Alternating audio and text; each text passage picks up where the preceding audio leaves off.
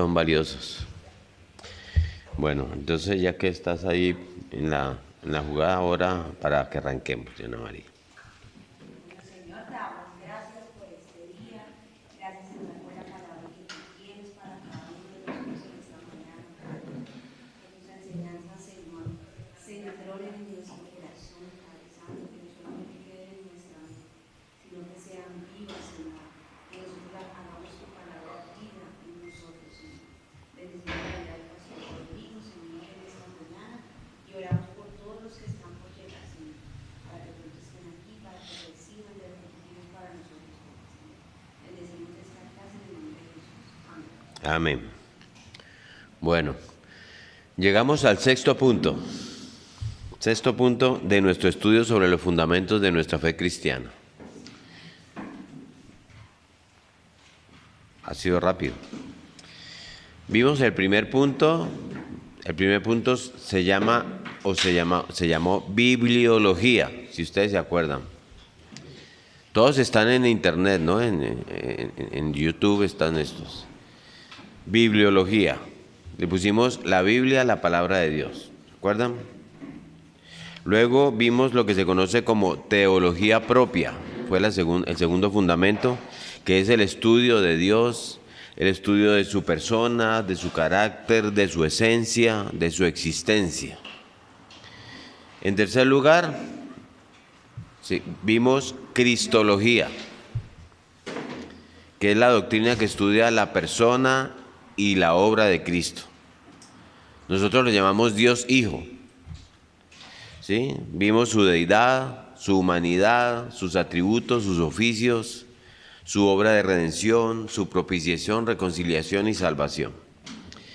El cuarto punto que vimos fue la neumatología.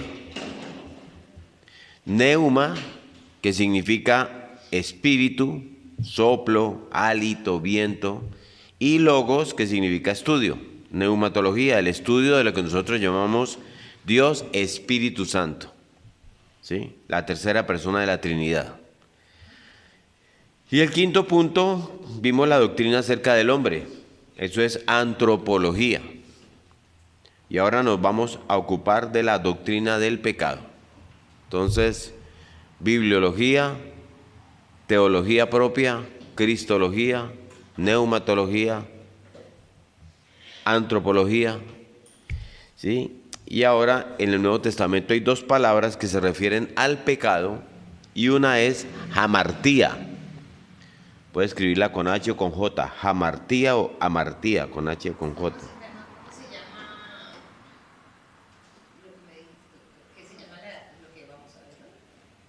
La doctrina del pecado, que es amarteología. Entonces, esa palabra amartía, de ahí el estudio de la doctrina del pecado se llama así, amarteología. Amartía, sí. Literalmente, hamartía significa en el idioma griego la acción de errar el blanco. ¿Se entiende, cierto? Romanos 3:23 dice, por cuanto todos pecaron, hamartía, ahí está la palabra, están destituidos de la gloria de Dios. Esa es la idea. Nadie ha dado en el blanco y nadie dará nunca en el blanco. Esta palabra hamartía, aparte de Romanos 3:23, que se las acabo de leer, es usada también en carta de Juan, capítulo 3, versículo 4. Si usted lo tiene ahí a la mano. Primera de Juan, capítulo 3, versículo 4. Dice, todo aquel que comete hamartía, pecado, infringe también la ley, pues el pecado es infracción de la ley. ¿Sí? Y hay otros pasajes del Nuevo Testamento que nos hablan de esta palabra. Y la otra palabra para el concepto de pecado es parábasis. Estamos en el concepto, ¿no? Concepto de pecado. Parábasis. Con B larga, parábasis, ¿sí? Es una palabra griega que se refiere a cruzar una línea prohibida. Dios dice que hay una línea que yo no debo pasar y yo he cruzado esa línea. Todos hemos cruzado esa línea. Entonces somos transgresores. Si usted se va a la carta de Santiago, en el capítulo 2, ahí detrásito de Juan, está Pedro y luego Santiago. En el capítulo 2 de Santiago, versículo 11 dice: porque el que dijo no cometerás adulterio, también ha dicho no matarás. Ahora bien, si no cometes adulterio, pero matas, ya te has hecho parábasis de la ley, transgresor de la ley, para referirse a pecado. ¿Sí? Y en la primera carta a Timoteo, que está ahí atrásito otra vez,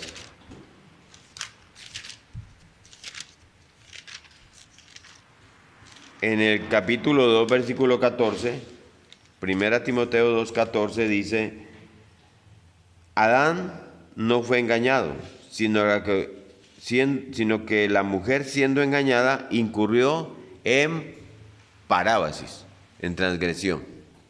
¿Sí? Entonces, esos dos pasajes nos hablan de esa palabra, parábasis, como pecado. De manera que el concepto de pecado, ¿están ahí conmigo? ¿Tienen sus Biblias? ¿No? El concepto de pecado es, uno, que nadie puede dar en el blanco. ¿Sí? Nadie puede acertar, nadie puede vivir perfectamente. Nadie es certero. Y dos, que Dios ha establecido líneas que nosotros no debemos transgredir, pero que hemos estado violando, hemos transgredido. Dios ha establecido líneas que nosotros no debemos transgredir, pero las hemos estado violando, las hemos transgredido, ¿sí? Y por eso, Romanos 3:23, todos hemos pecado y estamos destituidos de la gloria de Dios. Perdón que repita. Dios ha establecido líneas que nosotros no debemos Transgredir. Pero que la hemos estado violando y la hemos transgredido, ¿sí? Ese es el concepto de pecado, esos dos puntos. Y por eso todos hemos pecado y estamos destituidos de la gloria de Dios. Lo que leímos de Romanos 3:23, que lo vamos a tocar todo el tiempo hoy. Definido de otra forma, el pecado es la falta de conformidad a la ley moral de Dios. Con esos dos puntos. Violamos la línea, transgredimos la línea de que Dios ha puesto y no damos en el blanco. ¿Sí? Entonces, el pecado es la falta de conformidad a la ley moral de Dios, ya sea por acción, ya sea por disposición o por omisión.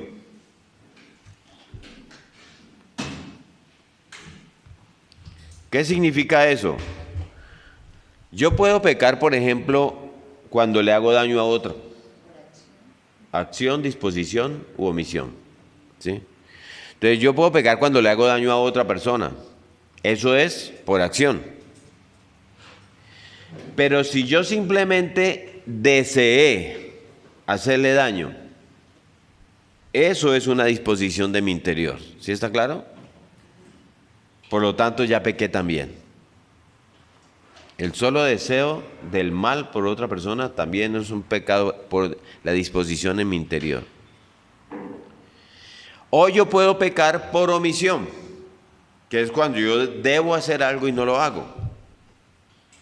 Por ejemplo, yo debo pedir perdón y no lo pido, no lo hago. Pequé. ¿Usted sabía eso? Dios dice, si tú no perdonas, yo tampoco te perdono. Es pecado. ¿Sí? O yo debo perdonar y no lo hice. Pequé. Eso es pecar por omisión. ¿Sí? Entonces, por acción, por disposición o por omisión. ¿Sí? La primera carta de Juan, la acabamos de leer, capítulo 3, versículo 4, dice: todo aquel que comete pecado infringe también la ley, pues el pecado es infracción de la ley. ¿Sí? Otra definición de la falta de conformidad a la ley moral de Dios. Y aquí se está refiriendo tanto a los 10 mandamientos como a cualquier mandato de Dios que nos ha sido revelado en las Escrituras, porque no solamente son los 10 mandamientos, cualquier mandato de Dios, ¿sí? Ahora, vamos a un segundo punto. Quedó claro ahí el concepto de pecado, ¿cierto? Vamos a un segundo punto que no sabía qué nombre ponerle. El conocimiento del pecado, las consecuencias del pecado, lo horrible del pecado. Le puse la importancia del pecado, ¿sí? Ahí dice la importancia. Cuando leemos en Romanos 3:23, por cuanto todos pecaron, entendemos que eso incluye a todos, ¿cierto? Todos pecamos. La Biblia lo está diciendo, pero ¿qué significa realmente eso? Porque si usted, y usted sígame allí, y espero que cualquier cosa esté de acuerdo conmigo, y si no, me dice, ¿qué significa realmente eso? ¿Sí? Si usted va y le dice eso a la gente allá afuera, todos somos pecadores, allá en la calle, o incluso en círculos cristianos, la verdad eso no significa gran cosa para muchos, ¿sí? Eso suena a un concepto teológico. Sí, todos pecamos. ¿Y? Sí, así suena, a mí me suena así, ¿sí? O sea, nosotros vivimos en una sociedad, en una cultura hundida en el pecado. El pecado es parte de la vida, ¿sí? Es una parte de la cultura, es una parte de nuestro pasatiempo, el pecado. Usamos el pecado para vender cosas. Fíjense, por ejemplo, las noticias que venden son las que más muestran el pecado del hombre en su mejor expresión o en su más perversa expresión. ¿Sí o no? Porque el pecado nos atrae. O si no, no saldrían esas noticias amarillistas. Ustedes saben cuál es la estrategia del internet. Ponga algo que le pique a la gente y que ¿sí? Usamos el pecado para vender. ¿Sí? El pecado nos atrae. El pecado nos llama positivamente la atención. Somos una cultura que por todas estas cosas realmente podríamos decir que ama al pecado. ¿Sí? Como que el pecado nos sirve y además nos servimos del pecado. Entonces, cuando hablamos del pecado, las personas no piensan bíblicamente. No saben lo terriblemente pecaminoso que es el pecado. El mundo allá afuera no tiene ninguna idea de lo horrible que es el pecado, y debo decir que acá adentro tampoco. Entonces, no alcanzamos a entender cómo es el pecado y cómo reacciona Dios ante el pecado. O sea, pareciera que no sirve de nada decir simplemente que somos pecadores. Sí, somos pecadores, sí. Porque nosotros no estamos tomando en serio el pecado. El pecado, o sea, decir el pecado, o sea, nuestra falta de acierto, nuestra permanente transgresión de las líneas establecidas por Dios. Por cuanto todos pecaron. Una pregunta podría ser, ¿por qué no temblamos ante esa verdad? De que por cuanto todos pecaron estamos destituidos de la gloria de Dios. Eso debería ponernos a temblar. Porque es que nosotros no pecamos contra el alcalde, no pecamos contra el presidente, nosotros pecamos contra el Señor de la gloria. ¿Sí? No hay manera de explicar lo asqueroso, lo feo, lo horrible que es el pecado. Por eso es necesario estudiar las Escrituras, para que nosotros podamos tener esa evidencia de lo horrible que es el pecado y las consecuencias del mismo. Tenemos que usar las Escrituras para entenderlo. Así solamente lo entendemos como un concepto teológico y no la importancia que tiene el pecado en nuestras vidas. Para que así por medio de la obra del Espíritu Santo comience Dios a obrar en los corazones y a traer convicción y a traer quebrantamiento y a provocar el arrepentimiento. Es la única manera, ¿sí? La gente del día de hoy no tiene miedo del pecado. Ahí pequé. ¿Sí? ¿Por qué? Porque no tiene temor de Dios. ¿Por qué no tienen temor de Dios? Porque no conocen a Dios. a ese Dios justo, santo y airado también, y misericordioso. Para entender lo repulsivo del pecado tenemos que conocer a Dios. Pero ¿qué significa entonces por cuanto todos pecaron? ¿Sí? Que ninguno de nosotros, ninguno de los seres humanos nos conformamos fielmente a la persona y a la voluntad de Dios. Que lo que los seres humanos hacemos eventualmente contradice lo que la Biblia enseña acerca del carácter de Dios, acerca de la voluntad de Dios, que es una expresión de su carácter. ¿Qué tan horrible es el pecado? Les voy a dar una ilustración con la carta de Pablo a los Gálatas. Gálatas 3:10, anótelo ahí, dice que los hombres que no permanezcan, si quieres sígame ahí, busque el pasaje. Gálatas 3:10. Ahí dice que los hombres, todos los hombres, dice, que no permanezcan en todas las cosas escritas en el libro de la ley para hacerlas, ¿sí? Es decir, todos los que no cumplan todo lo que se encuentra en las escrituras están bajo maldición. Son malditos. ¿Y qué significa estar bajo maldición? Se lo voy a decir así, suena un poquito fuerte, ¿sí? Significa que el hombre que ha pecado, cuando digo el hombre me refiero a la humanidad, hombres y mujeres, ¿sí? El ser humano que ha pecado, aunque sea una sola vez, y que seguramente todos lo hemos hecho, es tan aborrecible ante un Dios santo, ante un cielo santo, que cuando llegue a su destino final, que es el infierno, allá en el infierno, toda la creación le va a dar la gloria a Dios por haberlo enviado allá, al infierno. Ese es lo que significa estar bajo maldición. El hombre se hace aborrecible ante un Dios infinitamente santo, santo, santo. Tanto que está destituido de la gloria de Dios. El hombre fue hecho con un solo propósito, que fue glorificar a Dios, que es glorificar a Dios, adorar a Dios, servir a Dios, pero el hombre no lo hace. Por el contrario, en vez de servir a Dios y glorificar a Dios, el hombre se ha glorificado a sí mismo, ¿sí?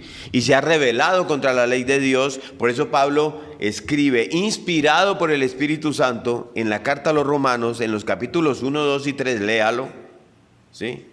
Que el hombre merece la condenación, solo la condenación, nada más. Ese es el llamado de Pablo en los primeros 3 capítulos de Romanos, ¿sí? El hombre no es una víctima del pecado. Es un aborrecedor de Dios que peca porque no ama a Dios. Por eso el hombre tiene que meditar en las Escrituras, tenemos que meditar en las Escrituras para entender qué significa ser pecador. Vamos a ver algunos textos para tratar de alcanzar a entender, aunque sea un poco, esta condición del hombre, desde la perspectiva bíblica, que es la palabra de Dios. Acompáñenme a Génesis, esto ya lo vimos en el estudio de Génesis, pero vamos a verlo desde la perspectiva del estudio de la amarteología.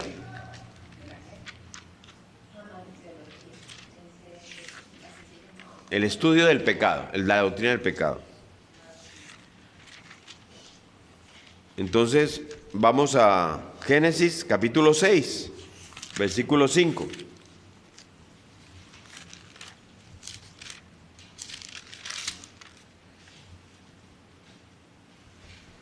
Y vio Jehová que la maldad de los hombres era mucha en la tierra, y que todo el designio de los pensamientos del corazón de ellos era de continuo solamente el mal. ¿Sí? O sea, ya estudiamos, ¿se acuerdan en la doctrina del hombre que cuando la palabra alude a esa dimensión inmaterial de la persona, el término más usado es el corazón, ¿sí? Para referirse a la vida interior del ser humano. Desde una óptica bíblica, los pensamientos, las motivaciones, la voluntad, todo el interior del ser humano, su esencia reside en el concepto de corazón, el corazón del hombre, ¿sí? ¿Y cómo es el corazón del hombre? ¿Cómo están fundamentados las motivaciones y la voluntad del hombre? ¿Cuál es su esencia? Entonces la Biblia dice aquí en Génesis 6:5 que todo designio de los pensamientos del corazón eran de continuo solamente el mal. ¿Sí? Y yo no sé si usted y yo, con todo lo que el mundo nos influencia hoy, podemos estar teniendo en este momento una lucha en nuestro interior frente a esta verdad bíblica. ¿Sí? Ese es el problema de nuestra generación. ¿Sí? Y usted puede estar ahí diciendo, no, pero yo no estoy de acuerdo con esa interpretación tan fuerte del texto. O sea, el hombre no es tan malo. Usted puede estar pensando eso. Ahora, yo solo leí lo que dice la Biblia. ¿Sí? Y la Biblia no está hablando aquí de un grupito de hombres malvados. Está hablando del corazón del hombre. O como dice aquí en Génesis 6:5, de los hombres, en relación con el ser humano en general. Sin embargo, permítame que reflexionemos en esto si aún no puedes con este concepto de que el hombre sea tan malo. Y creo que este ejemplo ya se lo he hecho alguna vez, pero tenía que salir hoy también. Si pudiera extraer todo lo que hay en tu corazón, piénselo ahí usted. Ahí, todo lo que hay en tu ser interior lo pudiera yo extraer. Y yo pudiera colocar todos tus pensamientos, tus motivaciones, tus deseos más íntimos, los deseos más íntimos de tu voluntad. Todo lo que ha pasado por tu mente y por tu corazón, por tu ser interior durante toda tu vida. Y lo colocáramos en este proyector. Sí. Y nos reuniéramos todos aquí a verlos en un video. Yo me atrevería a concluir que saldrías corriendo a este lugar y no volverías nunca más. ¿Sí? Porque nosotros hemos llegado a pensar cosas tan perversas que ni siquiera podríamos compartirlos con las personas más queridas de nuestra vida. ¿Sí? Con un día. Con un minuto de pensamiento. ¿Sí? Esa es la condición caída del hombre por cuenta del pecado. ¿Sí? No damos en el blanco, erramos y transgredimos las líneas determinadas por Dios. Todos pecamos y estamos destituidos de la gloria de Dios, Romanos 3:23. ¿Sí? Ahora, acompáñeme a Romanos, en el mismo capítulo 3, para seguir trabajando sobre para entender el concepto desde la óptica divina. ¿Sí? Romanos 3.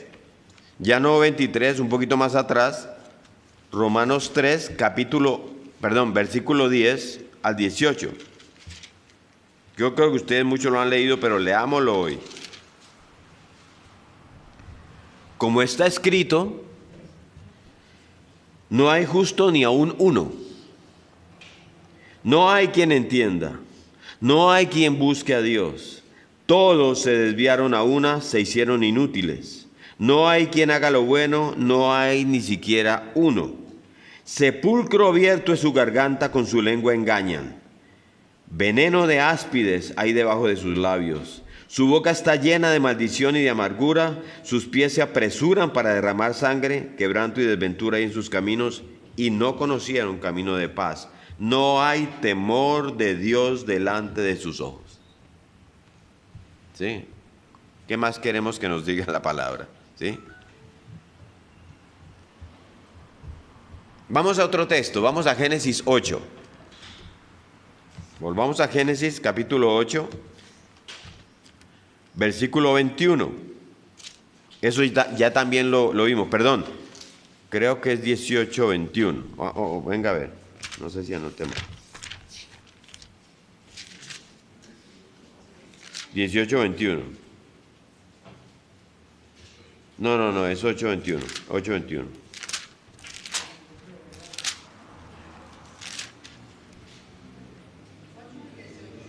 8:21. Estamos viendo ahí, ¿sí? Lo que está pasando en el tiempo de Noé. ¿Se acuerdan? ¿Sí? Entonces dice, y percibió Jehová olor grato, y dijo Jehová en su corazón, no volveré más a maldecir la tierra por causa del hombre, Porque el intento del corazón del hombre es malo desde su juventud. No volveré a destruir a todo ser viviente como he hecho. Esta frase del hombre es malo desde su juventud, en hebreo lo que quiere significar es que es malo desde su infancia, desde sus primeros años. ¿Sí? Yo pregunto, ¿hay que enseñarle a mentir a un niño? ¿Hay que enseñarle a un niño a ser egoísta? Él nace así, nacemos así, ¿sí? Cuando el niño quiere agarrar lo que no es suyo, ¿sí? Y papá le dice, no, ¿qué hace el niño? Comienza a gritar, a llorar, y él tira a agarrarlo, ¿sí? Y si papá le dice, no, él va a gritar más, y va a llorar más, y va a manotear a papá. Si describimos ese evento bíblicamente, como lo estamos viendo ahora en el estudio del pecado, ¿sí?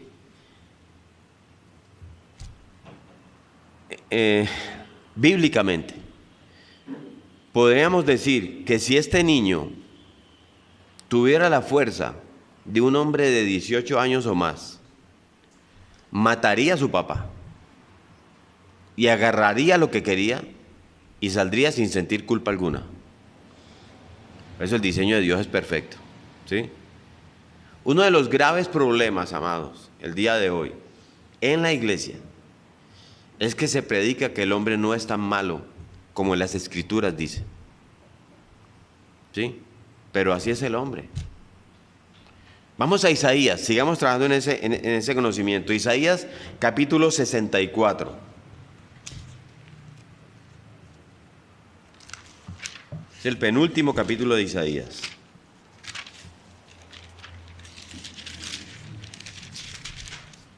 Y leamos el versículo 6 de Isaías.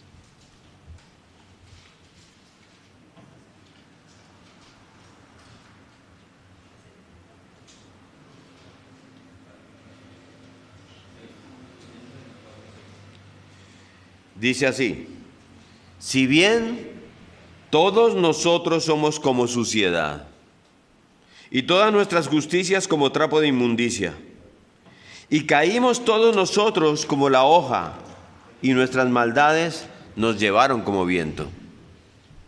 Está describiendo al hombre. Esa es la razón por la cual el hombre no puede salvarse a sí mismo.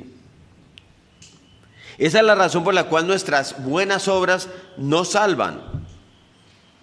Porque todas nuestras justicias son como trapo de inmundicia, y caímos todos nosotros como la hoja, y nuestras maldades nos llevaron como viento. La Biblia enseña algo que no nos gusta, amados. Yo sé que estos puntos son álgidos, ¿sí? Y es que si no fuera por la gracia común de Dios, obrando en el mundo entero, todos nosotros seríamos como el más malvado de los hombres que hayamos visto. Cada uno de nosotros, nuestros hijos también, nuestros hijos todos y cada uno de nosotros seríamos aborrecibles si no fuera por la gracia de Dios restringiendo nuestra maldad. Así es como Dios ha restringido toda la maldad de toda la humanidad a lo largo de toda la historia del hombre, con su gracia común para preservar al mundo y para que pueda haber una obra de salvación. Cuando yo veo a un loco en la calle, una persona ya desquiciada, yo veo ya hay un ejemplo de nuestra condición. Yo no estoy lejos de esa posibilidad, entendiendo el trasfondo de mi corazón. Esa persona, por alguna circunstancia, llegó allá donde yo también puedo llegar. Cuando yo veo un drogadicto, o uno de esos homicidas que masacran niños a tiros en las escuelas en los Estados Unidos, o a esos asesinos en esas masacres que salen en las noticias aquí en Colombia, ahí yo veo un ejemplo de nuestra condición. Ahora, ¿cuál es el origen de todo esto? Vamos al origen del pecado, el tercer punto, ¿sí? ¿De dónde surgió esto? Porque si Dios creó todo, entonces, ¿será que Dios creó el pecado? ¿Usted ha oído esa pregunta? Alguno aquí probablemente esté pensando, yo no la he oído, yo la he hecho. ¿Sí? Porque es una pregunta que mucha gente se ha hecho. ¿De dónde surgió el pecado? ¿Sí? Bueno, el pecado no es una cosa para que hubiera que crearla. Dios creó todas las cosas, seres humanos, seres vivos, animales, objetos inanimados, etcétera, etcétera. ¿Sí? Pero el pecado no es una cosa. Si fuera una cosa, usted podría cogerla con la mano para mostrársela a alguien y, por ejemplo, decirle, mira, esto es pecado. ¿Sí? No, el pecado es una disposición del espíritu que yo tengo desde que nací. Porque Adán y Eva, mis primeros progenitores, pecaron. Y a través de todas las generaciones eso se ha transmitido hasta llegar a mí. ¿Sí? ¿Está claro eso? Eso es algo que surge espontáneamente. Que surgió primero en el corazón de alguien, de Lucifer. Vamos a la primera carta de Juan, porque Juan lo dice. Primera carta de Juan, capítulo 3. Pero surge desde el corazón. Sí. Ahí está como el inicio de la intención del pecado. Sí, surge espontáneamente en el corazón. Sí, surge, no es una cosa que se crea. ¿Sí? Es una disposición que yo tengo desde que nací y que es algo que surge espontáneamente. ¿Se acuerdan cuando hablamos de la clase pasada en antropología, que cuando hablábamos de dónde viene el alma o el espíritu? Teníamos que entenderlo de esa forma, que surge espontáneamente en la unión del espermatozoide y el óvulo, porque de otra manera, si lo crea Dios, vendría sin pecado. Entonces viene el pecado y surge automáticamente allí en ese punto. Digamos, desde que se empieza a tener uso de razón en infancia, eso ya está, es una impronta en el corazón o Sí. es algo que se empieza a aprender de los adultos. Hay un aprendizaje en lo que es el conocimiento, la sabiduría, ¿sí? que te trae tu proceso en la vida. Pero dentro de tu corazón, tu interior, naces con el pecado. Ya está el pecado ahí. Por eso nosotros no necesitamos enseñarle a un bebé a ser egoísta, a mentir. ¿Cogiste eso? No. Sí, no tenías que enseñarle. Ya viene en nuestro ADN, ya, bueno, ADN, en nuestro espíritu. ¿Sí? Entonces miren lo que dice 1 Juan 3:8. El que practica el pecado es del diablo, porque el diablo peca desde el principio. ¿Sí? Para esto apareció el Hijo de Dios, para deshacer las obras del diablo. Luego cuando Dios pone a Adán y Eva en el huerto del Edén y vemos aparecer a esta serpiente manipulando la revelación que Dios les había dado, ¿sí? La palabra de Dios, con la mujer, Eva, es ahí donde vemos el primer registro explícito de un ser humano pecando. ¿Sí? Y surge el pecado espontáneamente en el corazón de Adán. Porque simplemente ellos decidieron, lo que dijimos al principio, el concepto de pecado, transgredir la línea que Dios les había puesto como límite. Violaron su instrucción. Adán estaba sin pecado. Eso lo tenemos claro, ¿cierto? ¿Sí? Y Dios le dice a Adán, de todo árbol podrás comer. Todo. Mira todos los árboles, todos, millones de árboles podrás comer. Todos, todos, todos. Pero hay uno solo del que no comerás. Uno solo. ¿Sí? Y Lucifer, que trae el pecado ya, le dice a Eva, con que Dios le dijo que no comieran de todos los árboles. ¿Sí? Del huerto, y ella dice, no, eso no fue lo que dijo. Pero la serpiente supo engañar a Eva, ¿sí? A la mujer, y ella terminó comiendo, dice la palabra, y le dio también a su marido, al cual también comió. Y así ellos, ¿qué pasó? Traspasaron la línea, transgredieron la línea que Dios había puesto y se convirtieron en transgresores. ¿Sí? Y en el momento en que ellos transgreden la línea, surge el pecado para la humanidad. Pero en todo caso fue algo de generación espontánea. Surgió allí, nada más. El pecado no es una cosa para ser creado. ¿Sí? Ahora, vamos a entender la naturaleza del pecado, que es el tercer punto. Cuarto punto. Tenemos que reconocer que el pecado no es simplemente algo que yo hago. Aquí vamos a entender conceptos valiosos para entender nuestra vida y entender el mundo, el ser humano. Es como un complemento del estudio de la antropología. El pecado no es algo que yo hago. A partir de la caída del hombre, el pecado ha manchado todas nuestras facultades. Lo veíamos en la clase pasada, ¿sí? Mi mente, mis pensamientos, mis deseos, mi voluntad, todo está manchado por el pecado. Mis motivaciones están manchadas por el pecado. Todo lo que yo soy está manchado, ¿sí? De manera que ya no es simplemente algo que yo hago, es algo que yo soy. Yo soy pecador, ¿sí? Perdóname, que a partir de la caída del hombre, el pecado ha manchado. Todas nuestras facultades, ¿sí? Entonces todo lo que yo soy está manchado. Entonces ya no es algo que hago, es algo que yo soy, ¿sí? Y miren esta ilustración. Cuando yo voy delante de Dios y le pido perdón por todos mis pecados, todos. En el momento en que yo termino de pedir perdón y yo digo amén, y Dios me perdona mis pecados, porque Él me los perdona, ¿sí? No aparece en ese momento un anestesista con una intravenosa haciendo dormir mi voluntad, haciendo dormir mi ser interior, porque como ya Dios perdonó todos mis pecados, ahora ya yo no puedo pensar nada malo. No volví a pensar nada malo, no volví a hacer nada malo. ¿Sí o no? Eso no es así, ¿sí? ¿Me están siguiendo? Yo sigo siendo pecador. ¿Por qué? Porque no es algo que yo simplemente hago o dejo de hacer. Es algo que yo soy. Entonces, a pesar de yo haber pedido perdón a Dios por todos mis pecados y que Él me perdone, yo sigo estando en mi condición de pecador. Porque es algo que yo soy. No me puedo deshacer de eso, lamentablemente. ¿Está quedando claro eso? ¿Choca usted con eso? ¿Ya no somos pecadores? Y choca más cuando nosotros mismos decimos que somos hijos de Dios. Yo soy hijo de Dios. ¿Cómo puedo decir yo soy también pecado? Sí. Es que allá es donde vamos.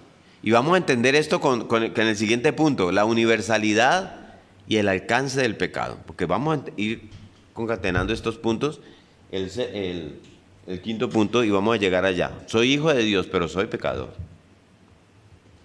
¿Usted peca? Eventualmente sí. No podemos quitarnos eso de nuestra naturaleza. Está allí. Por eso la necesidad de Cristo. Por eso es lo que les decía al principio. Usted va y le dice a alguien en la calle que todos pecamos y estamos destituidos. La gente te puede decir, sí, yo sé. ¿Y? Sí, pues no entendemos la importancia de eso. Pero entonces aún lo aceptamos, pero aún así no le damos la importancia que eso tiene. Pero así como pasa eso, o sea, como el que no entiende y se lo toma, sí, somos pecadores, también pasa que cuando tú dices, soy cristiano, demandan de ti como vivir una vida perfecta, Ajá. porque o sea, no deberías estar haciendo eso porque Sí. eres cristiano. O te dice, por ejemplo, tú ya eres cristiano, no eres pecador. No. Ya no eres esclavo del pecado. Eso lo vamos a mirar. ¿Sí? Ya tu vida no está sometida al dominio del pecado. Tú pecas, pero el Espíritu Santo está en ti y te redarguye. Y es así de fácil. Mira, a mí me pasó en estos días. Una llamada de esas que te molestan y contesté grosero. ¿Sí? Que mi esposa me dijo, venga. Claro que yo le dije a ella, mi amor, mira lo que me pasó hoy, me siento tan mal. No tenía por qué contestar así. Pero a mí eso me da, después de reflexionar en eso, yo digo, gracias Señor, porque me redarguiste. Pequé, pero el cristiano ya no es esclavo del pecado, yo voy a luchar contra eso. Ya digo, no, la próxima vez que me hagan la misma llamada, Señor, ayúdame porque no quiero pecar. ¿Sí? Esa es la diferencia, pero somos pecadores, somos, no No somos pecadores porque pecamos, sino pecamos porque somos pecadores. Ese es el entendimiento de la frase. Entonces ahora vamos a ver más allá en eso, en el entendimiento de la universalidad y el alcance del pecado, ¿sí? Es un problema universal, ¿sí? Recuerden, Romanos 3:23, por cuanto todos pecaron y están destituidos de la gloria de Dios. El pecado pasó a todos los hombres con sus terribles consecuencias. Y está en el 5 En el quinto punto, sí. Vamos a Romanos 5:12 para entenderlo desde la perspectiva bíblica, como nos lo dice. Romanos, carta a los Romanos, capítulo 5, versículo 12.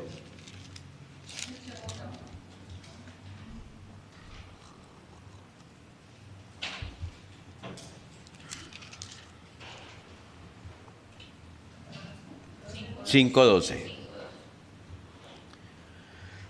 Por tanto,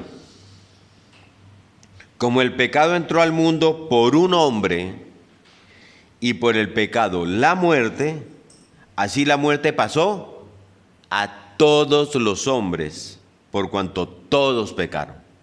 Es un problema universal, ¿sí? Entonces llegamos con el conflicto que podemos tener algunos. Listo, pastor, está bien, listo. Podemos entender que todos pecamos, está bien. Pero yo no soy tan malo como Hitler. ¿Usted puede pensar eso? ¿Sí? Entonces, nadie ha dicho que usted es tan malo como Hitler. ¿Sí? Lo que pasa es que hay gente que es muy mala. ¿Sí? Y hay gente como nosotros que somos solamente muy malos. ¿Sí? ¿Se entendió? Solo somos muy malos. ¿Sí? Un poco menos que esos muy malos. Pero la realidad es que yo tengo más en común con esos muy malos que con la persona santa de Jesucristo. Eso es chocante cada vez que yo lo digo. Dime. Yo quiero hacer un aporte ahí.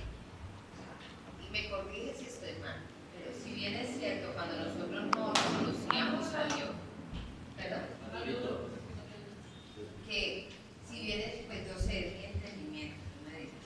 Cuando nosotros vivíamos sin reconocer que Dios era nuestro Señor, por decirlo así, vivíamos en el mundo, pecábamos porque esa era nuestra vida, así vivíamos.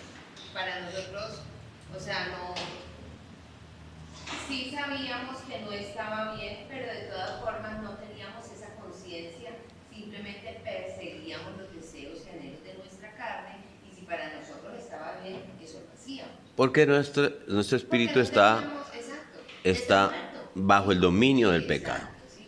Pero una vez ya nosotros, gracias a Dios, por la misericordia de Él, nos quita esa venda de los ojos y reconocemos que lo reconocemos a Él en nuestra vida y reconocemos que Él es nuestro Señor, ¿sí? Obviamente tenemos nuestra humanidad pecaminosa, ¿sí? Pero en el caminar con Él, Él empieza a quitar de nosotros toda esa suciedad, ¿sí? Y ya no pecamos tanto como antes. Obviamente, y por eso es que entiendo que cuando uno dice que si tú tienes a Cristo, te tiene que notar que tú ya no tienes los mismos comportamientos que cuando vivías en el mundo. Entonces sí, tenemos una condición pecaminosa porque somos pecadores, ¿sí? Sí, de todas formas, pues hasta cuando Cristo venga, porque nadie es perfecto, pero definitivamente hay una transformación en nosotros. Y aunque pecamos, ya no pecamos como antes. Ya no tenemos la vida que llevábamos antes, que era nuestro vivir, nuestro diario vivir, era andar de equivocación en equivocación. ¿Sí? Sí, pero yo te aclararía esto. No tanto que Dios nos quite la suciedad, porque seguimos siendo esas criaturas. Lo que Él nos trae es luz y nos quita la esclavitud del pecado. Entonces, esa misma suciedad que sabemos que la tenemos, ya somos transformados y caminamos en santidad para saber que ella no nos domina. Exacto, ese es el proceso. Pero seguimos siendo esas personas, no tan muy malas, aunque hay unas que sí, pero sí muy malitas. Tenemos esa maldad en nuestro corazón. Eso es lo que tiene que entender el hombre en su realidad, ¿sí? No somos seres que ya Dios nos perdonó y de ahí en adelante usted no volvió a tener ni un mal pensamiento. No, y eso Y lo está tenemos bien, allí. y esa conciencia está bien, Ajá. porque igual hacemos cosas que el Espíritu Santo nos regala. Eso es cuando Dios nos trae de las tinieblas, porque no entendíamos eso, no conocíamos eso, a su luz admirable. La luz admirable de Dios es que Él nos abre los ojos espirituales y nos dice, este eres tú, pero aquí estoy yo. Pero a lo que yo voy, donde quiero es hacer como el énfasis, es que si recibimos a Dios como nuestro Señor y nos exponemos a su palabra, el Espíritu Santo empieza a hacer una obra en nosotros y hay un proceso de santificación. Mejor dicho, no podemos seguir siendo los mismos. No, ya no, ya no.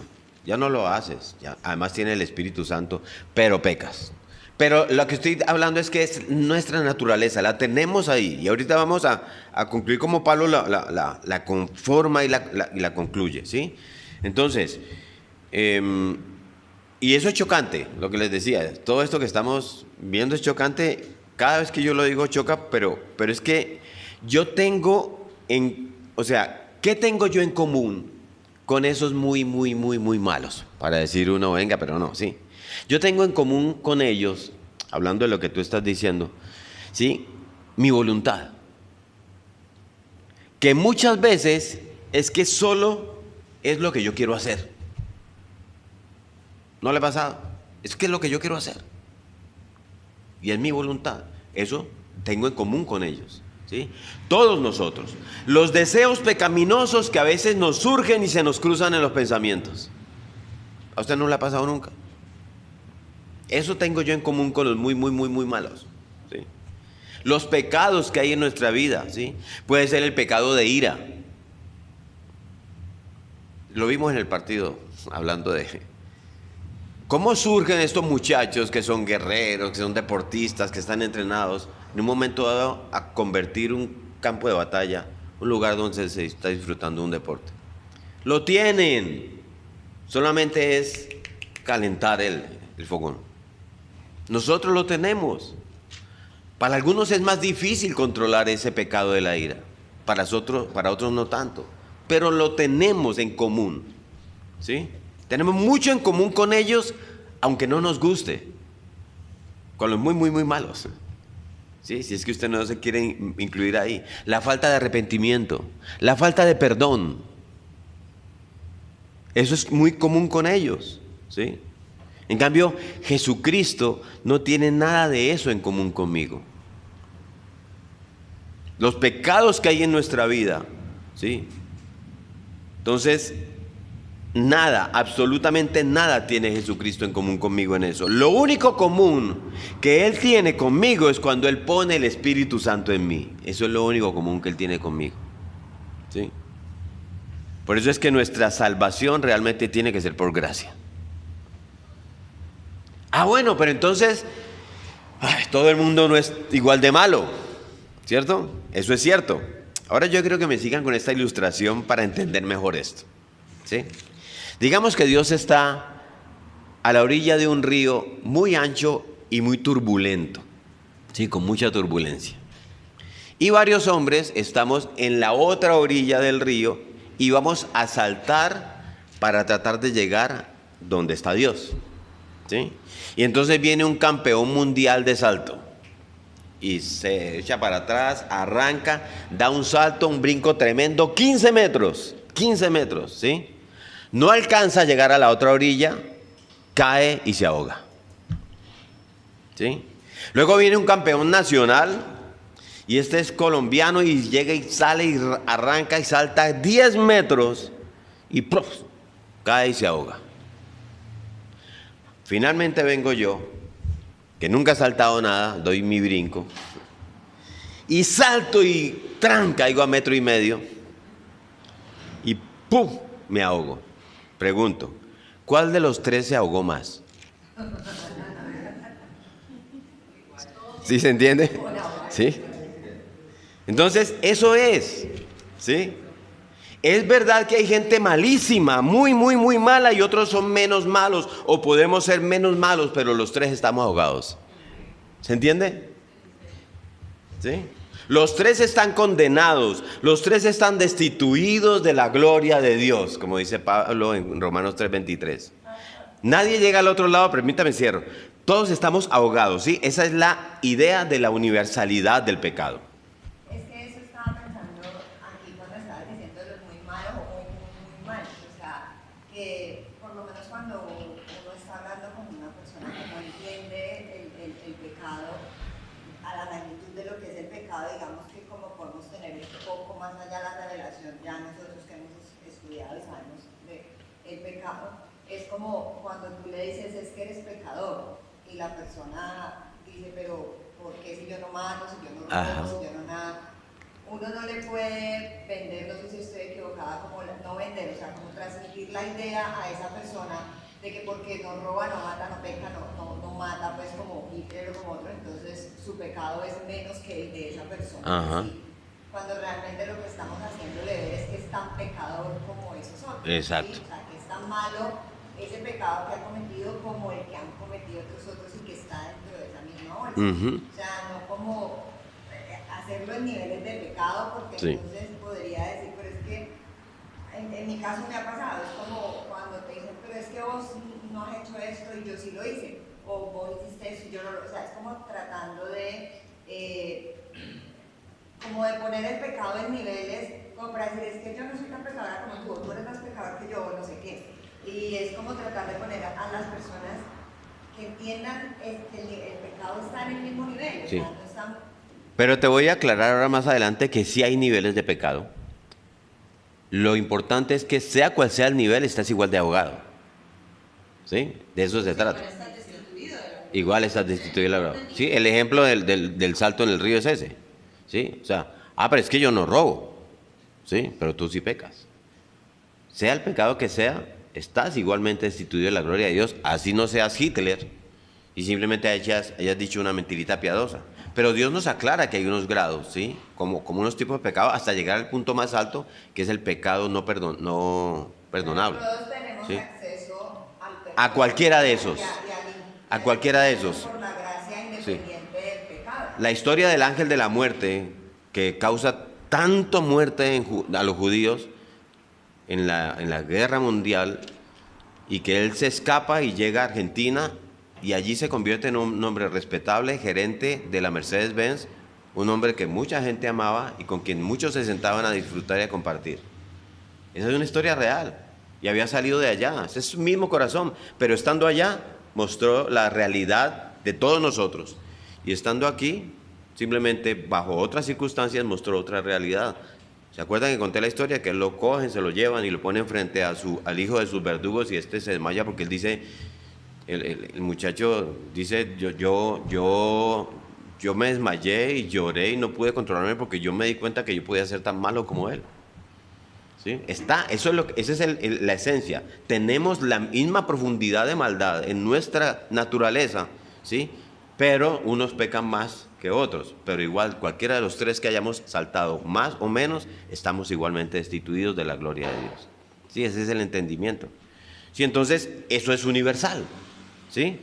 Porque engendra muerte humana universal, ¿sí? Esto es evidente desde el Génesis, que incluye esa advertencia de Dios que dice, del árbol del conocimiento del bien y del mal no comerás porque el día que lo comas, ciertamente morirás, ¿sí? Génesis 2:17. Y como ya leímos ahora en Romanos 12, la muerte entra en la historia humana por el pecado de Adán y Eva y se extiende a todos. El pecado trae corrupción universal, ¿sí? La corrupción de todos está relacionada de manera directa con el dominio del pecado que decíamos ahora. Nos domina el pecado, por eso entramos en Cristo, ya no nos domina, ¿sí? Y la muerte, que acabamos de mencionar en Génesis 2:17. Wilson. Hay unas cosas que suceden también para atenuar o arraigar mal el pecado.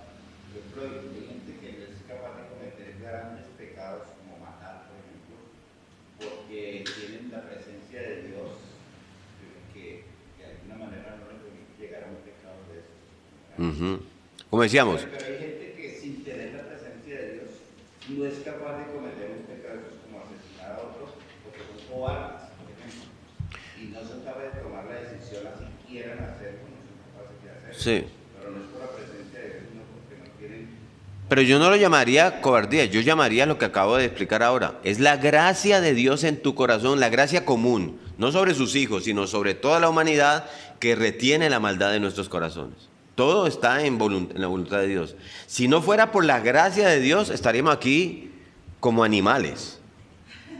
Sí. Sí, así viviríamos. Es la gracia común de Dios que retiene eso y trae en nosotros nuestra conciencia de entender lo bien, el bien y el mal. ¿Se acuerdan que hablamos de eso? Dios es que nos da a nosotros la imagen de Dios, aunque las tenemos embarrada, la tenemos dañada, la hemos corrompido, está ahí. Y esa imagen de Dios es la que hace que en su gracia Él no me permita a mí matarte porque simplemente te me atravesaste en el semáforo. Porque ahí está.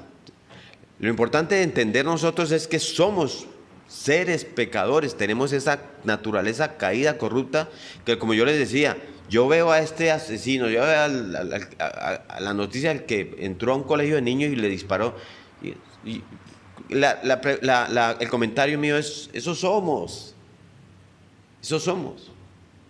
Mire, hubo una reunión de las iglesias reformadas o protestantes o del cristianismo a nivel mundial, más o menos en el siglo, a inicios del siglo XX, más o menos por allá por los años 1915, 1920, no tengo presente, donde casi que hubo una reunión global donde el ser humano dijo, llegamos al siglo de las luces, donde el ser humano al fin ha encontrado, ¿sí?, que a través de la verdad y el conocimiento de Dios, vamos a aprender a vivir como seres humanos y amarnos como Dios nos ha llamado a amar. Sale esa consigna, todo el mundo sale casi abrazándose y amándose, y 3 años después empieza la Primera Guerra Mundial. Y uno dice, ¿pero por qué? Y luego uno dice, ve, aprendieron, se mataron millones, y a los 15 años otra guerra mundial todavía peor. Porque esa es nuestra naturaleza. Si algo exacerba eso, y ahí es donde el enemigo entra y nos ayuda y nos asusa, como pasó en el estadio, para que nos golpeemos y nos demos entre todos. Si no fuera por la gracia de Dios, reteniendo nuestra maldad, las circunstancias se presentan y nos matamos. ¿Sí? Es como el que va manejando en el carro, ¿no? Va con su esposa al Santanderiano y se salen por la carretera y se caen al precipicio de la mujer iba a dormir. Él dice, mi amor, nos matamos y cuando quiera. El Santanderiano, ¿sí? Cuando quiera, hijo de puerca, dice el Santanderiano, ¿sí? Eso somos, ¿sí? Entonces, el dominio del pecado y por ende de la muerte es la condición ambiental en la que vivimos. Así como la manera como el cuerpo humano se va deteriorando y se enferma, ¿sí?, y también muere. Y así como el pecado entra por medio de Adán, también hace todos los efectos en nosotros, como hablábamos en el estudio del hombre, del sufrimiento, por ejemplo. Es parte del pecado.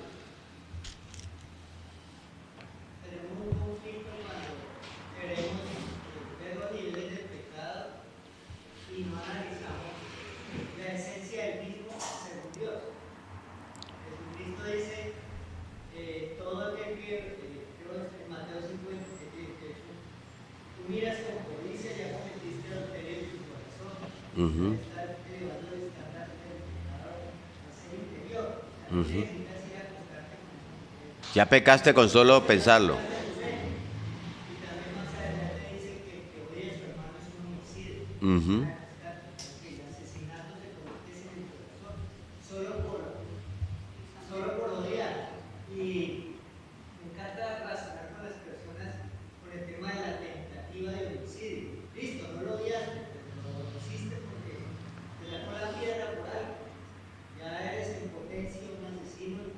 Sí. Y puede ser llevado a la corte por tentativa de homicidio.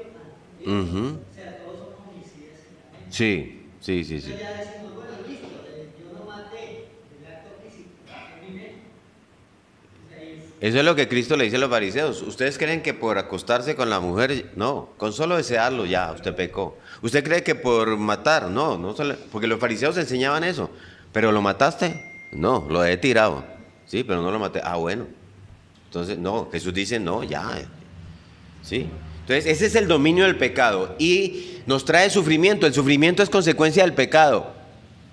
Señor, ¿por qué me haces sufrir? Es tu pecado.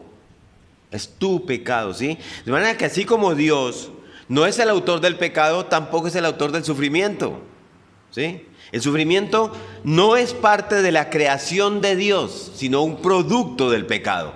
¿Entendemos? ¿Sí? El pecado crea relaciones rotas en todos los niveles. Dios creó un buen cosmos. Dios creó unos buenos seres humanos con buenas relaciones con Dios, consigo mismo, entre sí, con la creación. Pero el pecado entró en escena y trajo ruptura. Y trajo distanciamiento de cada relación de todo ser humano con Dios, con nosotros mismos, con los demás y con la creación. Eso es universal. Sí, es otro concepto de universalidad del pecado. Cuando vivimos, escúcheme esto, cuando vivimos como si Dios no fuera Dios, que es una característica muy común de nuestra generación, ¿sí? Cuando transgredimos su ley, que es una ley de amor, cuando fallamos, cuando no acertamos en el blanco del honor, del honrar su nombre, cuando decimos o implicamos con nuestras acciones que Él es irrelevante en nuestras vidas, ¿sí?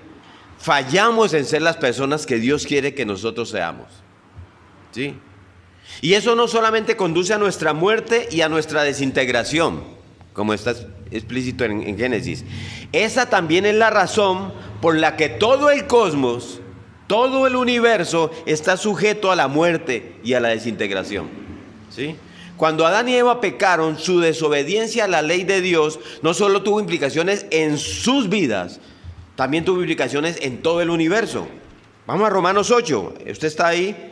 Carta a los Romanos, capítulo 8, 20 al 22.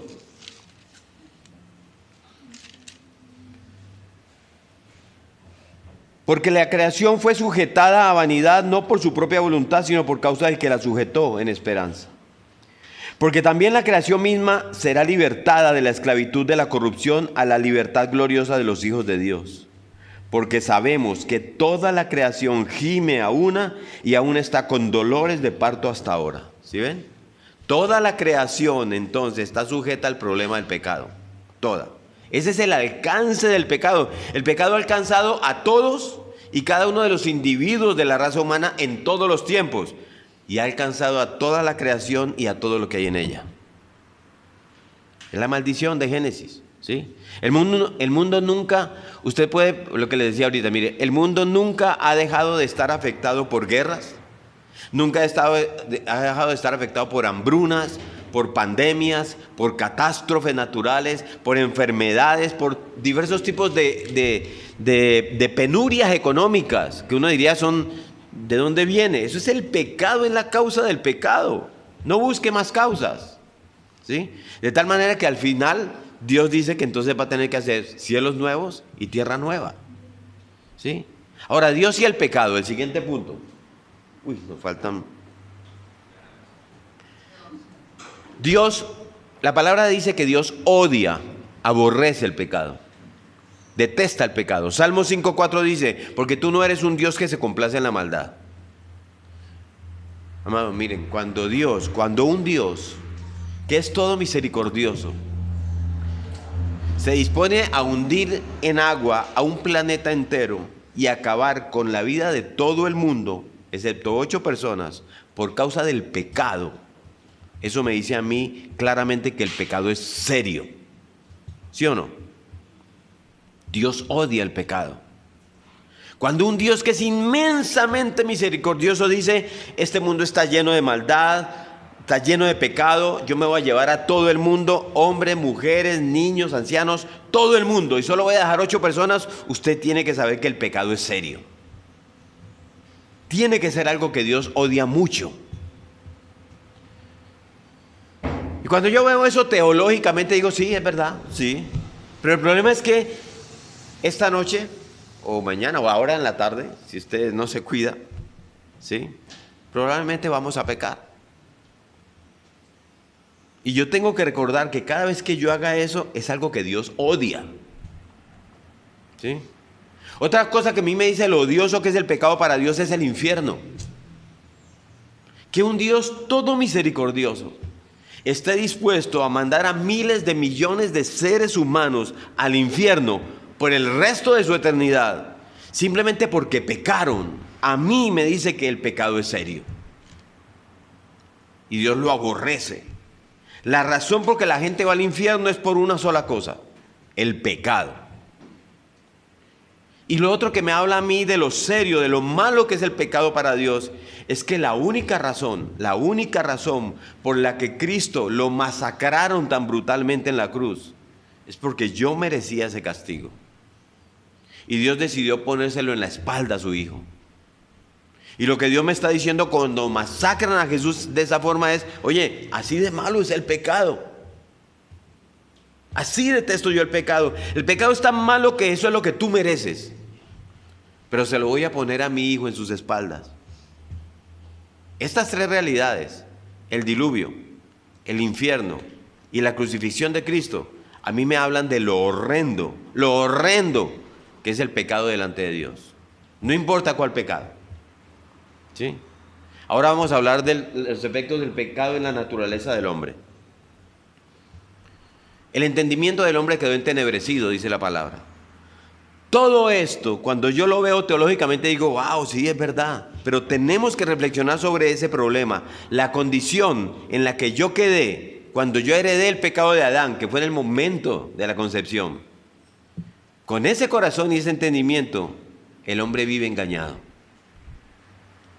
Ese es otro de los efectos del pecado. Jeremías 17:9. Vamos a Jeremías 17:9.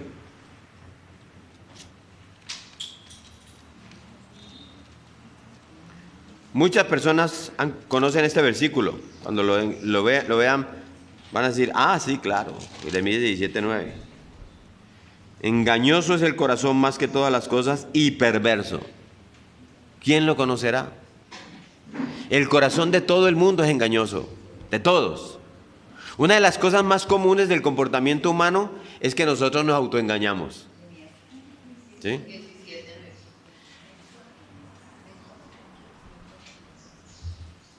Miren, es tan común autoengañarse que cuando yo estoy autoengañado, yo no sé que estoy autoengañado. ¿Sí? ¿Se entendió? Cuando yo estoy autoengañado, yo no sé que estoy autoengañándome. ¿Sí? Cuando yo estoy autoengañado, yo peleo férreamente en contra de eso de que yo estoy autoengañado cuando alguien me lo dice. Usted puede estar peleando ahora. ¿Sí? ¿Por qué? Porque es que yo estoy tan autoengañado que yo no lo creo ni lo veo. Ni me doy cuenta. ¿Sí? Y es tan común eso. Por eso es una gran realidad. Nosotros somos maestros, tenemos máster, PhD en autoengaño. El hombre perdió su capacidad de discernir espiritualmente. Vaya a la primera carta a los Corintios, al capítulo 2, que eso nos lo dice ahí Pablo. Primera a los Corintios, capítulo 2.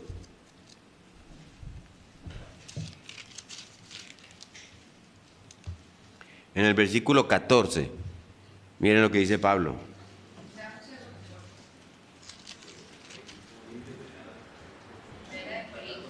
2:14. Pero el hombre natural no percibe las cosas que son del Espíritu de Dios, porque para él son locura y no las puede entender, porque se han de discernir espiritualmente. Y finalmente, la voluntad del hombre quedó esclavizada, lo que hablábamos ahora. Ese es el tema, ¿sí? Este último punto es clave para la próxima clase sobre el fundamento de la salvación. La voluntad del hombre. Tenemos que leerlo, porque si nosotros no entendemos eso, no vamos a entender lo que es la próxima enseñanza en la salvación. La voluntad del hombre no es libre. Conforme a la palabra de Dios, lo que la palabra de Dios nos dice, la voluntad del hombre quedó atada al pecado irremediablemente.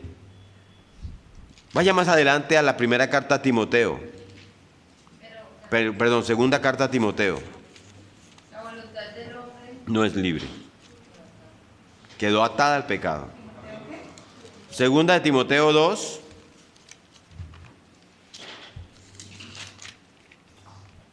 ...25 y 26. Segunda de Timoteo 2, Ujú. Aquí habla del siervo del Señor, ¿sí? Que no debe ser contencioso, sino amable. Dice, que con mansedumbre corrija a los que se oponen, por si quizá Dios le conceda que se arrepienta para conocer la verdad. ¿Y qué? Y escapen del lazo del diablo en que están cautivos a voluntad de él. ¿Sí? ¿Sí ven? Escapen del lazo del diablo que está cautivos. El hombre fue creado con voluntad propia, fue creado con libre albedrío. El hombre pecó y sometió su libre albedrío al pecado. Eso no es un problema de Dios, es problema del hombre, ¿sí? Después de que Dios le da libre albedrío, el hombre esclavizó su voluntad al pecado. Por eso es que Pablo dice en Romanos 7:15, porque lo que hago no lo entiendo, ¿sí? Pues no hago lo que quiero, sino aborrezco, sino que lo que aborrezco eso hago. ¿Cuál es el problema? Pablo sabe cuál es el problema. Que la voluntad había estado atada, tan atada al pecado, tan esclavizada al pecado, que aún después de haberse convertido, él sigue teniendo problemas en hacer lo que debe hacer. ¿Sí se entendió? Sí. Y esto es tan importante. No importa si no lo acabamos hoy. Pero No, pero ya nos quedan 15 minutos. Romanos 7:15. ¿Sí? Ahora vamos a hablar del siguiente punto, la transmisión del pecado. ¿Sí? Estamos ya en el penúltimo. yo me perdí en ese punto. Quedé en 2 Timoteo del 24 al 26. Era el 24 al Sí, 26. es que es la voluntad del hombre que quedó esclavizada. Ese es el punto, la voluntad del hombre quedó esclavizada. Y está escrito ahí en 2 Timoteo 2, 25, 26. ¿Sí? Y por eso es que Pablo dice en Romanos 7:15, no entiendo porque lo que hago, no hago lo que quiero, sino que lo que aborrezco eso hago. ¿Sí? Ese es el entendimiento de ese punto. ¿Y la otra Romanos qué? 7:15. Ahora miren la transmisión del pecado, ya habíamos hablado de esto cuando estudiamos la caída, ¿sí? Pero vamos a tocarlo aquí por encima. La culpa de Adán y Eva, ¿cómo ha sido transmitida a nosotros? Pelagio, si usted estudia y se pone de curioso a buscar en profundidad esto, Pelagio fue un monje que la iglesia condenó de hereje en el siglo IV, ¿sí? Pelagio enseñaba que Adán y Eva pecaron y ellos tuvieron su propia culpa y que nosotros no nacemos con esa culpa. O sea, eso no nos tiene por qué afectar a nosotros, fueron Adán y Eva, ¿por qué nosotros? ¿Sí? Es decir, mi pecado no tiene nada que ver con Adán y Eva. Mi pecado es algo que yo hago, que de hecho la gracia de Dios sería buena para que me salvara, pero no la necesito, no es necesaria. Eso es una herejía, ¿sí? Entonces, ¿qué? ¡Pum! Fuera de la iglesia, hermanos, condenado como hereje. Ahora, los dos puntos de vista más comunes sobre la transferencia de la culpabilidad de Adán en teología es llamado la escuela del realismo y la escuela del federalismo. ¿Ustedes se acuerdan? ¿Sí? Esto ya lo vimos en el estudio del libro de Génesis. Si usted quiere profundizar en eso, está en YouTube, la transmisión del pecado, ¿sí? Pero hablemos de esto. La escuela del realismo sostiene que el alma de todas las personas se hallaba real y personalmente en Adán. Todos estábamos ahí en los lomos de Adán y de esa manera todos participamos realmente de su pecado. Todas las personas son culpables porque en realidad todos pecaron, estábamos ahí. Es decir, realmente no hay una transmisión o un traspaso como tal del pecado, sino una completa participación como raza en ese primer pecado. Ahora, si ese principio es cierto, ¿cómo se aplicaría ese asunto a esa naturaleza heredada que nosotros tenemos? ¿Sí? Entonces los realistas dicen que la única manera en que Dios nos inflige una naturaleza caída sería realmente si hubiéramos caído allí en el jardín del Edén con Adán. ¿Sí? Mejor dicho, en cierto sentido, tú estuviste allí. Ahí de verdad estuviste, por eso lo llaman realismo. La otra corriente es federalismo, ¿sí? Que pone su énfasis en el carácter representativo de Adán. Esa es una corriente con la que yo estoy de acuerdo, la otra no, porque la otra tendríamos que hablar sobre la impecabilidad del alma, ¿sí? Entonces, Adán opera ahí como un representante de todos nosotros, como cabeza federal de la raza humana. Por eso lo llaman federal, porque es una analogía al sistema de gobierno de algunos países. Adán significa humanidad. Es un individuo único, pero no está actuando solo, sino que está actuando como cabeza federal de la raza humana, representándose a sí mismo y a todos los que nacerán posteriormente. De modo que la prueba a la que Él se somete es la prueba de la raza humana completa, no solo de Adán. ¿Sí? Y así cuando Él cae, no solo cae Él, sino que todos los que Él representan caen en Él. Y ahí seguimos profundizando, pero son la explicación teológica del tema de la transmisión del pecado. Ahora vamos al punto que tocó la idea ahí, tipos y grados de pecado. ¿Sí? ¿Todos los pecados son iguales? ¿Sí? ¿O deberíamos pensar que hay grados de pecado? ¿O son algunos pecados más graves que otros? Hoy en día es muy común que la gente reclame que todo pecado es lo mismo. ¿Y por qué lo dicen?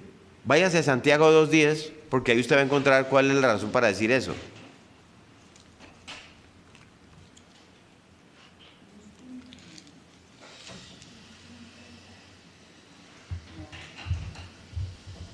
Dice, porque cualquiera que guardare toda la ley, pero ofendiere en un punto, ¿qué dice?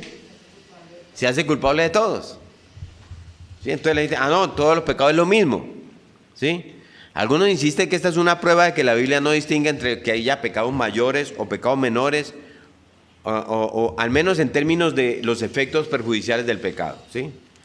Todo pecado es lo mismo, pero ¿esto es cierto? Bíblicamente no. ¿Sí? La Escritura nos habla de grados de pecado.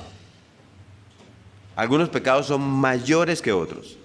De hecho, nuestro mismo Señor Jesucristo afirma eso cuando se dirige a Pilatos. Vayan a Juan, al Evangelio de Juan, al capítulo 19. Juan, capítulo 19. Y vamos a entender eso de la boca de nuestro Señor Jesucristo. Él está frente a Pilato. Juan 19:11. ¿Sí? Y entonces Pilato le dice, ¿no sabes que tengo autoridad para crucificarte?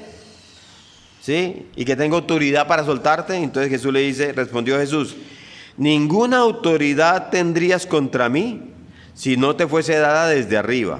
Por tanto, el que a ti me ha entregado, mayor pecado tiene. ¿Sí? Cuando leíamos Génesis 9:6, que dice que todo el que mate a un ser humano con su sangre pagará, ¿sí? Ahí nos está enseñando que el pecado del asesinato premeditado exige la pena de muerte del perpetrador, ¿sí? Entonces, la Escritura hace distinción también en eso. También hace distinción entre pecados involuntarios o intencionales. Váyase al libro de Números, en el Antiguo Testamento. Números, capítulo 15.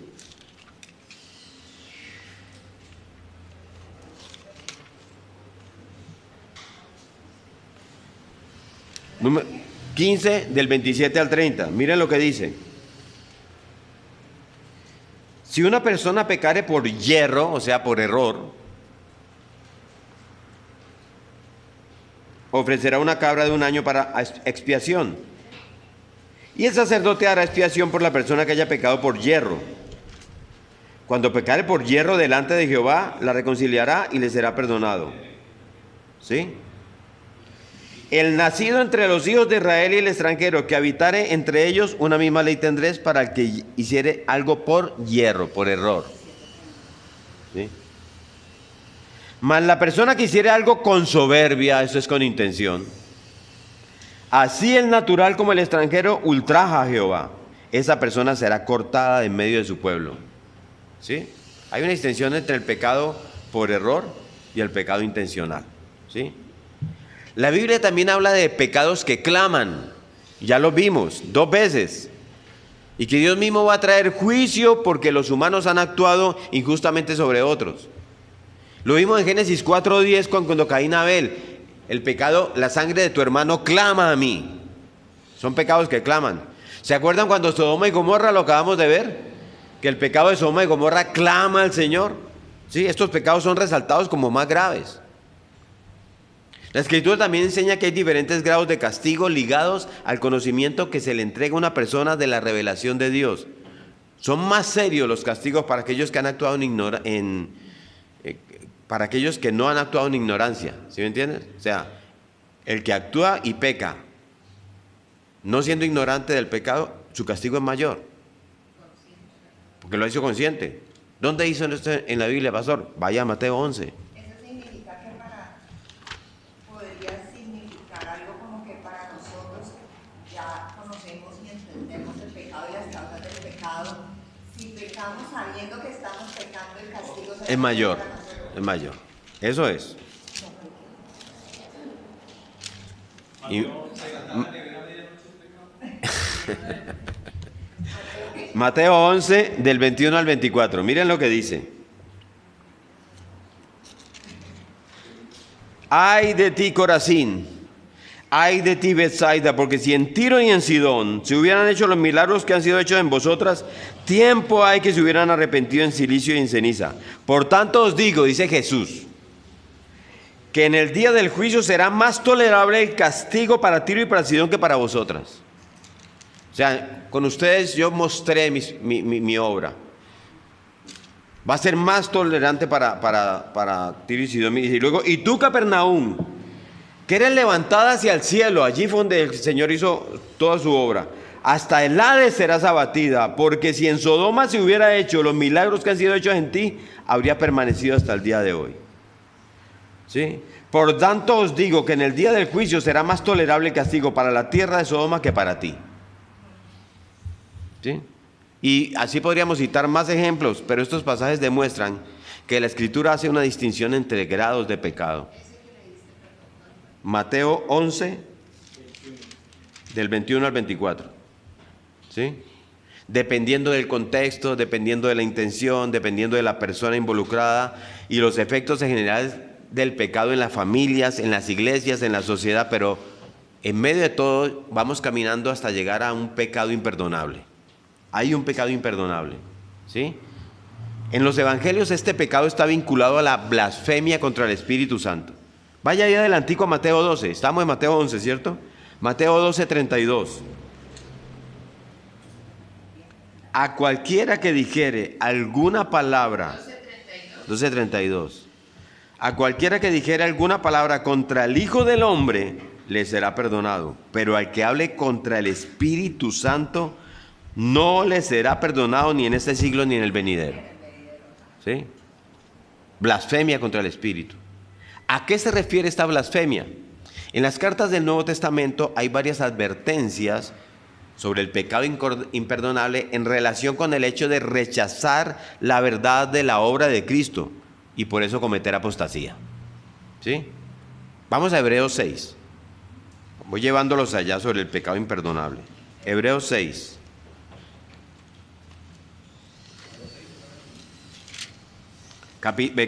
Versículos 4 al 6. Y se me quedan en hebreo porque son dos pasajes en hebreo y luego vamos a la primera carta de Juan. 6 del 4 al 6. Dice, porque es imposible, como habla este hombre, que los que una vez fueron iluminados y gustaron del don celestial y fueron hechos partícipes del Espíritu Santo y asimismo gustaron de la buena palabra de Dios y los poderes del siglo venidero y recayeron, sean otra vez renovados para arrepentimiento, crucificando de nuevo para sí mismos al Hijo de Dios y exponiéndolo al vituperio. O sea, eso es imposible, que habiendo sido llamados vuelvan para que luego tengan que volver para otra vez tener la necesidad de la crucifixión de Cristo. Y pase a Hebreos 10, allá adelantico, del 26 al 29, que ahí nos cierra la idea. Hebreos 10 del 26 al 29.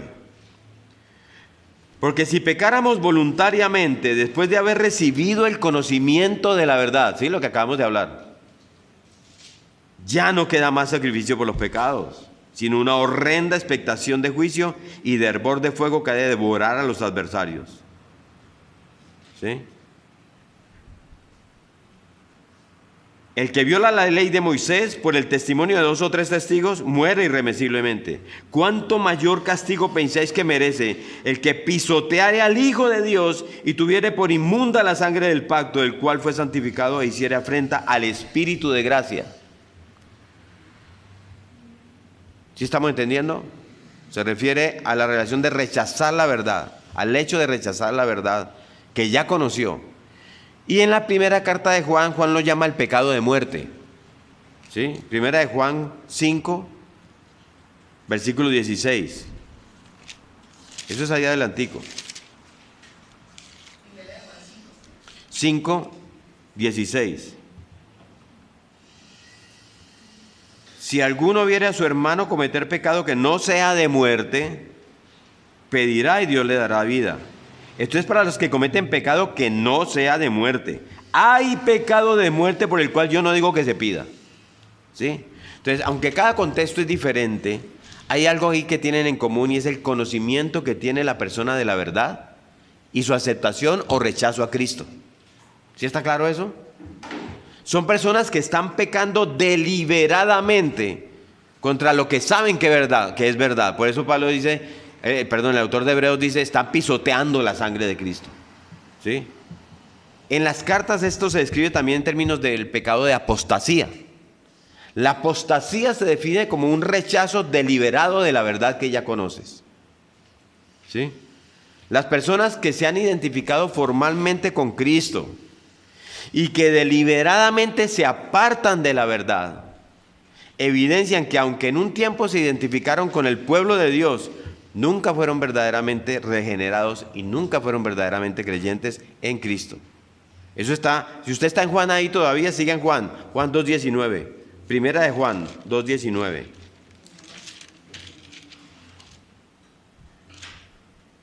Salieron de nosotros, pero no eran de nosotros. Porque si hubiesen sido de nosotros, habrían permanecido con nosotros, pero salieron para que se manifestase que no todos son de nosotros.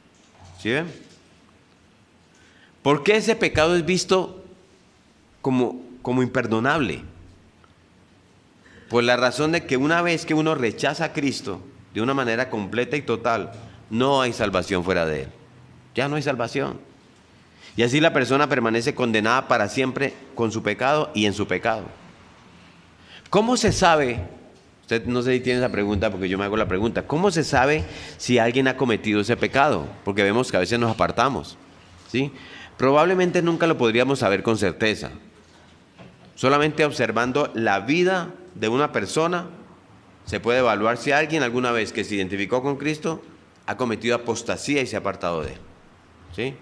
Pero una persona que cree que puede haber cometido este pecado, ciertamente no lo ha hecho, por si usted ha pensado en eso. Si una persona cree que ha cometido este pecado, no lo ha hecho. Porque las personas que cometen el pecado de apostasía no están preocupadas por su salvación y su relación con Cristo. Usted estaría mostrando preocupación. ¿Sí? Sin embargo, la Escritura advierte severamente a las personas que han conocido la verdad, que ahora persisten en un abierto desafío al Evangelio. Entonces, ¿enseña la Escritura que hay grados de pecado? La respuesta es sí. Pero al hacer esta afirmación, concluyendo este punto, uno nunca debe relativizar, ¿sí? Como somos hoy tan expertos en que todo es relativo, la seria naturaleza de todo pecado. Todo pecado. El pecado destruye nuestra relación con Dios, nuestra relación con el otro, nuestra relación con nosotros mismos y con todo el orden creado. ¿Sí? Hay diferentes tipos de pecado, pero cada pecado es contra la voluntad y la santidad de Dios y es gravoso para Dios.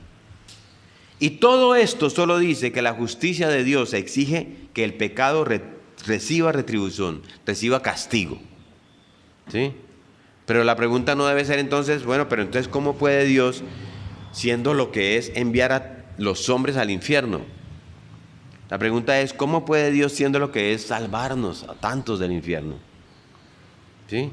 Esa pregunta es un buen punto para concluir y nos indica lo que vamos a estudiar en la próxima clase.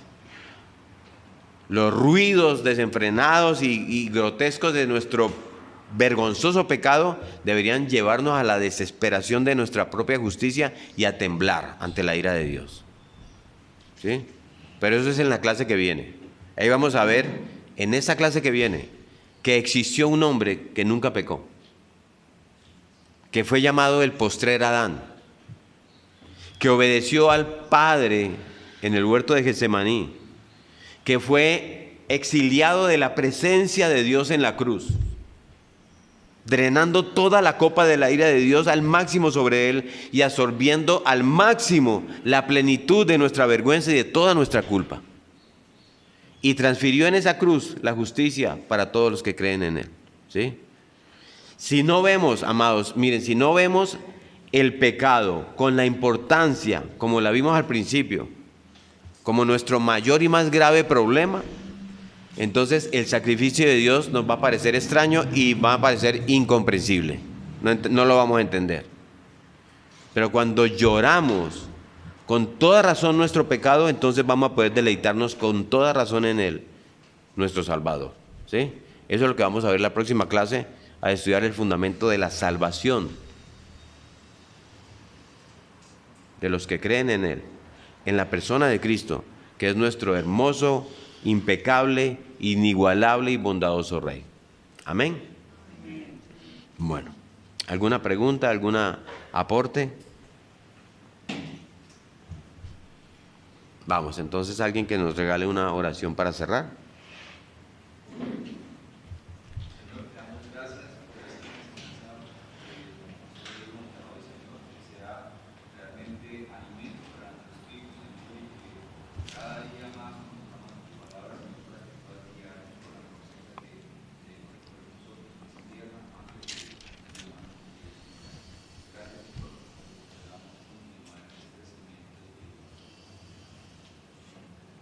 En el nombre de Jesús. Amén. Amén. Muy bien. Gracias, muchachos.